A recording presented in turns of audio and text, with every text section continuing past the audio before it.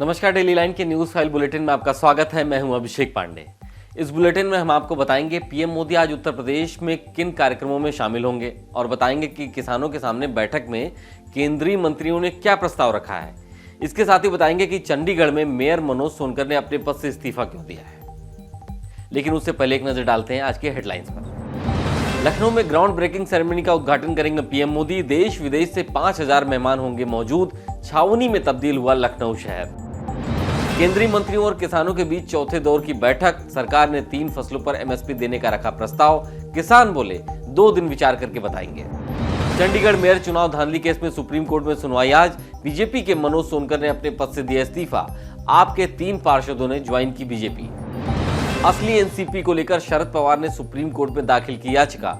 Supreme court आज इस मामले पर करेगा सुनवाई। केस को अर्जेंट सुनेगा कोर्ट। बंगाल के संदेश खाली केस में सुप्रीम कोर्ट में सुनवाई आज। मामले की जांच सीबीआई से और एसआईटी जांच राज्य से बाहर कराने की मांग। अब बात करते हैं पहली खबर की। प्रधानमंत्री नरेंद्र मोदी आज उत्तर प्रदेश में रहेंगे। वह पहले संभल में कल्की धाम में आधारशिला रखेंगे। इसके बाद लखनऊ में ग्राउंड ब्रेकिंग सेरेमनी का शुभारंभ करेंगे।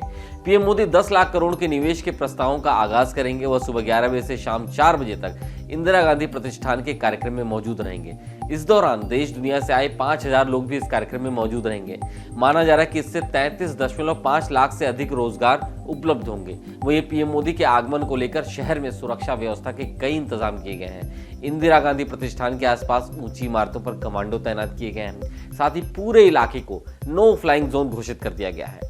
कार्यक्रम की सुरक्षा को लेकर के 3300 पुलिस कर्मियों की ड्यूटी लगाई गई है। 5 कंपनी पीएससी, एनएसजी के कमांडो और एटीएस के स्पेशल टीम को भी लगाया गया है। वहीं 600 ट्रैफिक पुलिस के कर्मी यातायात को कंट्रोल करेंगे।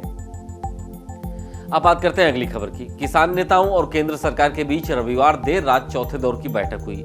यह बैठक 5 घंटे से ज्यादा चली। मीटिंग में केंद्रीय मंत्रियों ने किसानों के सामने एक प्रस्ताव रखा जिसमें सरकार ने 3 फसलों मक्का, कपास और दलहन की अरहर और उड़द पर एमएसपी देने का प्रस्ताव रखा है। इन्हें सहकारी सभाओं के जरिए 5 साल तक खरीदा जाएगा।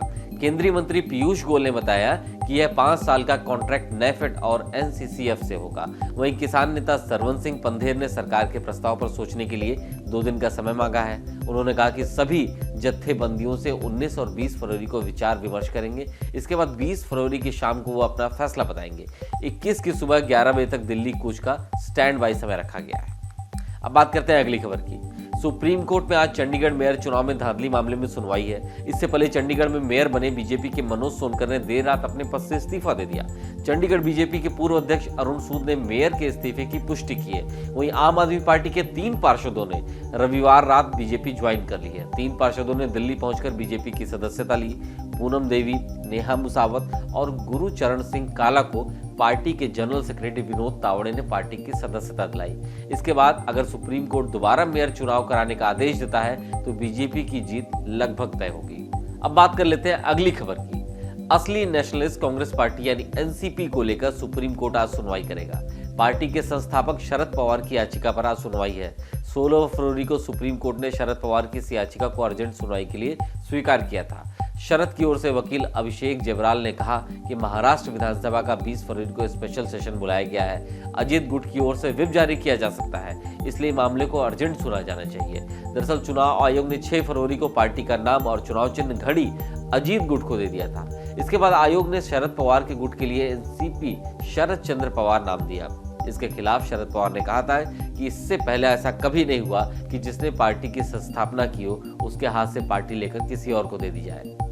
अब बात कर लेते हैं अगली खबर की। पश्चिम बंगाल के संदेश खाली में महिलाओं के यौन उत्पीड़न का मामला सुप्रीम कोर्ट पहुंच गया है। सुप्रीम कोर्ट यौन उत्पीड़न के मामले में आज सुनवाई करेगा। इस मामले की सुनवाई जस्टिस बीवी नागरत्ना ऑगस्टीन जॉर्ज मसीह की बेंच करेगी। बता दें कि इस मामले को लेकर के 16 फरवरी को सुप्रीम कोर्ट में याचिका दाखिल की गई थी। याचिका में केस की जांच सीबीआई से करवाने और एसआईटी जांच पश्चिम बंगाल से बाहर कराने की मांग की गई थी। साथ ही तत्काल सुनवाई की अपील भी की गई थी, लेकिन कोर्ट ने तत्काल सुनवाई से इनकार कर दिया था। वहीं कोर्ट मामले की सुनवाई के लिए 19 फरवरी की तारीख तय किया था। आज के इस daily line news file bulletin में सिर्फ इतना ही। देश और दुनिया की तमाम खबरों को पाने के लिए आप फॉलो कीजिए डेली लाइन।